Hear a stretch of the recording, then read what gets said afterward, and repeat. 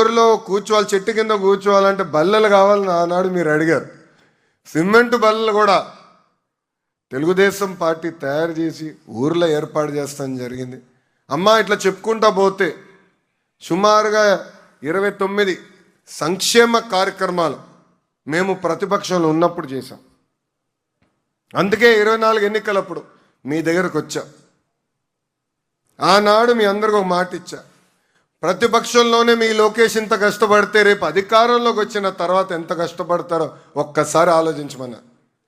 5 సంవత్సరాలు నేను అనేక ఇబ్బందులు పడ్డా. ఆనాడు అధికారంలో ఉన్నవారు అనేక మాటలు నన్ను అన్నారు, నా గౌరవాన్ని మీరు కాపాడండి, నేను ఏ మెజారిటీ అయితే ఓడిపోయినా దాని పక్కన ఒక్క 0 పెట్టి శాసనసభకు పంపించాలని ఆనాడు కోరా. ఎవరు ఊహించలా, గౌరవ ముఖ్యమంత్రి చంద్రబాబు నాయుడు గారు ఊహించలా. ఎంతమంది శ్రేయోభిలాషులు చెప్పారు నాకు, కేవలం ఒక మంగళగిరి నియోజకవర్గంలోనే కాదు 2 నియోజకవర్గాల్లో పోటీ చేయని. నేను అడిగా ఎందుకని. 1985 తర్వాత గెలవని నియోజకవర్గం అని. అప్పుడు వాళ్ళు ఒకటే చెప్పా, ప్రజల మనసు నేను గెలిచాను అనుకుంటున్నాను, తప్పనిసరిగా ఏకైక నియోజకవర్గం మంగళగిరిలోనే పోటీ చేస్తానని చెప్పాను.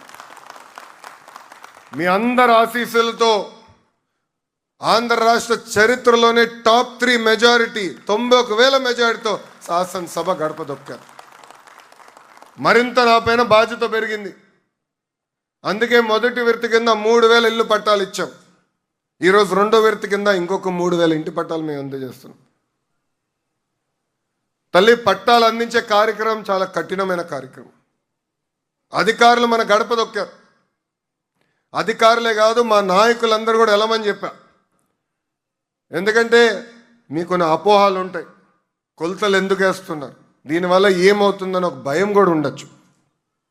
ఆ భయం పోగొట్టాలని వేదికమైన ఉన్న నాయకులందరినీ అధికారులతో అనుసంధానమై మీ దగ్గరికి రమ్మన. ఒక్కసారి గుండె మేము చేసుకుని ఆలోచించమని కోరుతున్నామ్మా. మీ దగ్గర ఒక కాఫీ తాగలేదు, కనీసం ఒక గ్లాస్ నీళ్ళు కూడా మా నాయకులు తీసుకోలేదు.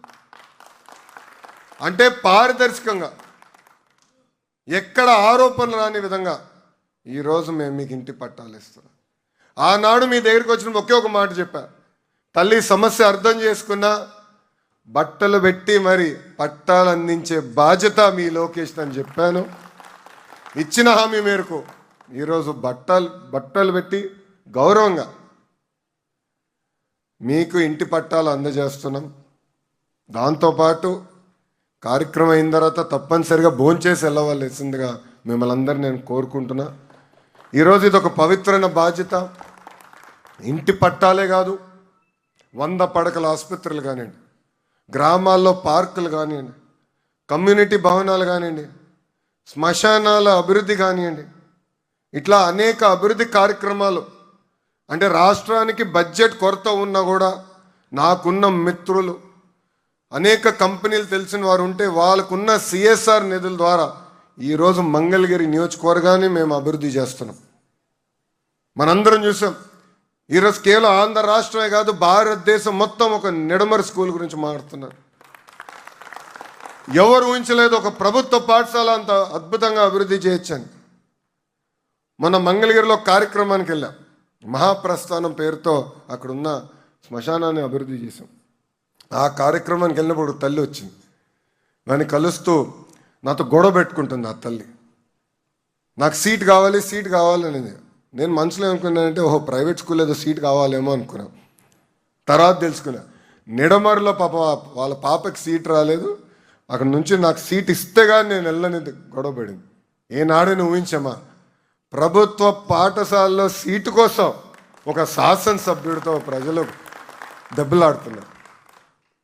అందుకే విద్యా మంత్రిగా నేను ఉన్నా, ఆ వ్యవస్థని మెరుగుపరిచేదానికి ఉన్నా. మంగళగిరి నియోజకవర్గం అనేక కార్యక్రమాలు మేము ఈరోజు చేస్తున్నాం.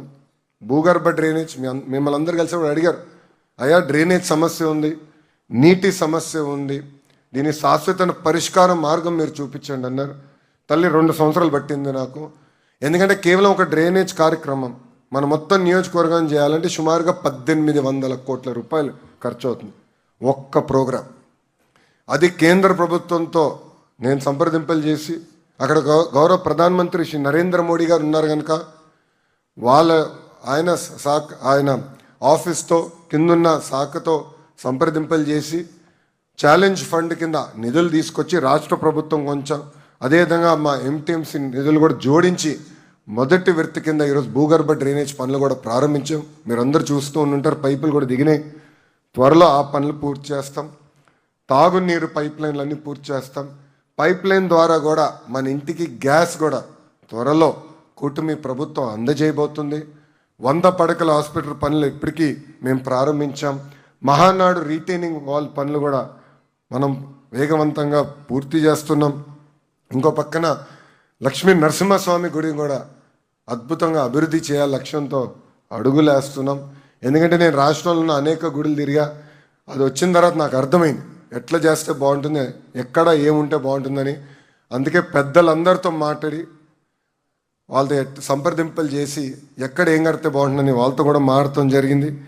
ఇంతేకాకుండా మూసేసిన అన్న క్యాంటీన్ తిరిగి ప్రారంభించాం. మన ప్రాంతంలో వాటర్ ప్లాంట్, తాగునీటి ప్లాంట్లు కావాలంటే అవి కూడా ఏర్పాటు చేసాం. ఇంకా గుడులు, చర్చులు, మసీదులు కూడా అభివృద్ధి చేయాలని పెద్దలందరూ కోరినప్పుడు అన్నీ ఒకేసారి నేను చేయలేకపోవచ్చు, కానీ విడతల వారిగా ఆ పనులు కూడా మేము చేస్తాం జరుగుతుంది. ఇట్లా మీరు చూస్తే ఇచ్చిన హామీ మేరకు నేను పని పోతున్నా. నేను ప్రజలందరూ కోరేది ఒకటే, మీ ఆశీస్సులు ఎప్పుడు నాకు ఉండాలి. ఎందుకంటే మంగళగిరి నియోజకవర్గం అనేది ఈరోజు నా సొంతం.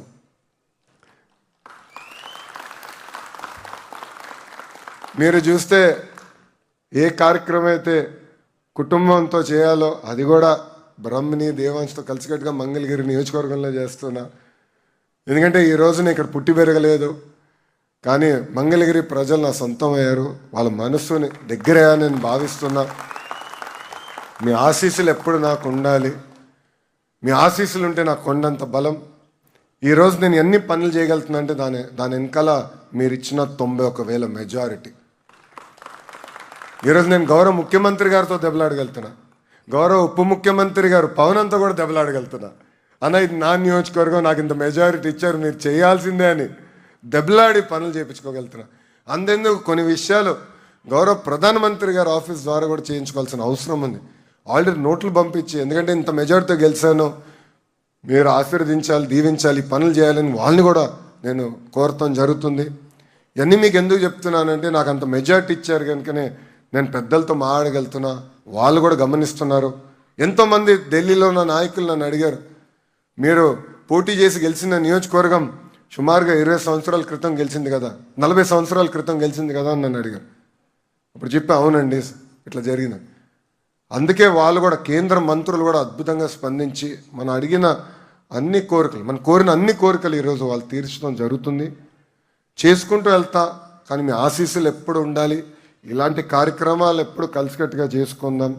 ఒక మోడల్గా తయారు చేయాలి మంగళగిరి నియోజకవర్గం అనేది నా లక్ష్యం. ఆనాడు మీ అందరికి ఒకే మాట ఇచ్చా, ఆంధ్ర రాష్ట్రం మొత్తం మంగళగిరి వైపు చూసే విధంగా నేను మంగళగిరి నియోజకవర్గాన్ని అభివృద్ధి చేస్తానని చెప్పా. ఒక నిడమర స్కూల్ వల్లనే ఈరోజు రాష్ట్రం మొత్తం మన వైపు చూస్తుంది. కేవలం రాష్ట్రమే కాదు, యావత్ భారతదేశం మొత్తం మంగళగిరి వైపు చూసే విధంగా మంగళగిరి నియోజకవర్గాన్ని నేను అభివృద్ధి చేస్తానని ఈ సభాముఖం మీ అందరికీ నేను హామీ ఇచ్చుకుంటూ, అమ్మా సంక్షేమ అభివృద్ధి అనేది జోడెద్దుల బండి. మనం అధికారంలోకి వచ్చినప్పుడు ఆదాయం రూపాయి ఉంటే ఖర్చు ₹60 అయ్యేది.